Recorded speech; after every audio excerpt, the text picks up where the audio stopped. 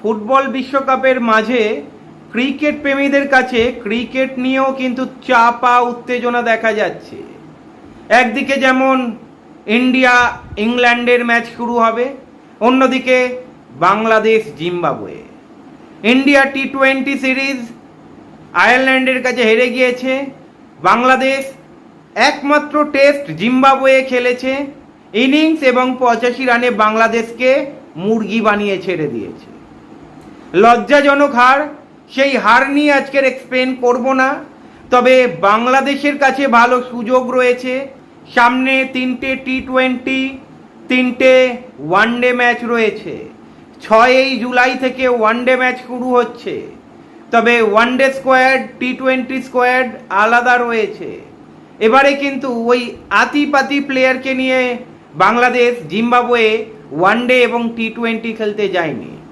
One day এবং টি-20তে কারা কারা রয়েছে 15 জনের সদস্য আপনাদেরকে অবশ্যই বলবো, তবে তার আগে বলে রাখি জিম্বাবুয়ের কাছে অতটা সোজা হবে না টি-20 এবং ওয়ানডেতে বাংলাদেশকে টক্কর দেওয়া। টি-20তে বাংলাদেশ যথেষ্ট শক্তিশালী এবং ওয়ানডেতেও বাংলাদেশ যথেষ্ট শক্তিশালী। 15 জনের স্কোয়াডে কারা রয়েছে চোখ বুলিয়ে নেওয়া যাক একবার। প্রথমে মেহেদি হাসান মিরাজ, ক্যাপ্টেন ওয়ানডে সিরিজের, মানে ওয়ানডে 3টে ম্যাচ হবে সেখানে ক্যাপ্টেন।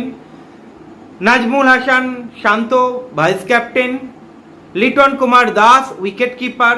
সৌম্য সরকার, মোহাম্মদ সাইফ হাসান, তানজিদ হাসান তামিম, তহিদ হৃদয়, মোফাদ্দেক হোসেন সৈকত, নুরুল হাসান সোহান, উনিও উইকেট কিপার, রাশিদ হোসেন, তানভীর ইসলাম, মুস্তাফিজুর রহমান, তাসকিন আহমেদ, শরীফুল ইসলাম, নাহিদ রানা।